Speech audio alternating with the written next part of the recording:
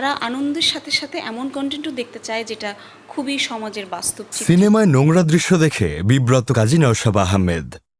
একটা সময় ঢাকায় সিনেমায় ছেয়ে গিয়েছিল অশ্লীলতা, ছিল কাটপিসের রমরমা ব্যবসা। সেটিকে সিনেমার অন্ধকার যুগও বলা হয়ে থাকে। চলচ্চিত্র সংশ্লিষ্টদের মতে ২০০০ সালের পরবর্তী সময়টা ছিল সেই অন্ধকার যুগ। তখন থেকেই দর্শকরা সিনেমা হল বিমুখ হতে শুরু করেন।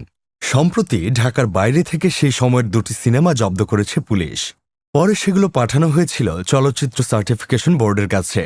আর কাটপিসযুক্ত অশ্লীল সিনেমা দেখে বিব্রত সার্টিফিকেশন বোর্ডের সদস্যরা।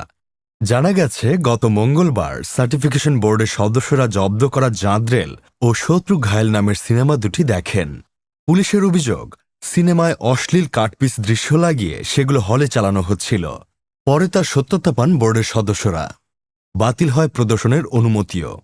সেন্সর বোর্ডের সদস্য নির্মাতা খিজির হায়াত বলেন, এত জঘন্য কাটপিস যা কোনোভাবেই দেখার মতো নয়। এত অশ্লীলতা, নগ্নতা বাংলা সিনেমার সঙ্গে জুড়ে দেওয়া বাকরুদ্ধ করেছে। এ ধরনের রুচিহীন কাজ যারা করেছেন তাদের আইনের আওতায় আনা উচিত। আমরা সিনেমা দুটি দেখে আমাদের মতামত জানিয়েছি। এ ধরনের সিনেমা যেন আর কোথাও কোনো সিনেমা হলে না চালানো হয় সেদিকে লক্ষ্য রাখা প্রয়োজন, এমন মতামত জানিয়েছি। এ নিয়ে সামাজিক যোগাযোগ মাধ্যমেও লিখেছেন তিনি। বলেছেন, কাটপিস আমলে সেন্সর সার্টিফিকেট প্রাপ্ত জব্দ হয় একটা সিনেমা সার্টিফিকেশন বোর্ডে আজকে দেখে লজ্জায় ঘৃণায় বমি চলে আসছে। ছি, এরাই বাংলাদেশি সিনেমা ইন্ডাস্ট্রিকে ধ্বংস করার অন্যতম কারিগর। যেখানেই কাটপিস সিনেমা চলবে নিকটতম প্রশাসনকে জানানোর জোর দাবি থাকল। সেন্সর সার্টিফিকেশন বোর্ডের সদস্য ও অভিনেত্রী কাজী নওশাব আহমেদ বলেন, এই সিনেমাগুলো দেখা আমার জন্য বিব্রতকর ছিল। একটি সিনেমায় অদ্ভুতভাবে আজে বাজে দৃশ্য জুড়ে দেওয়া হয়েছে।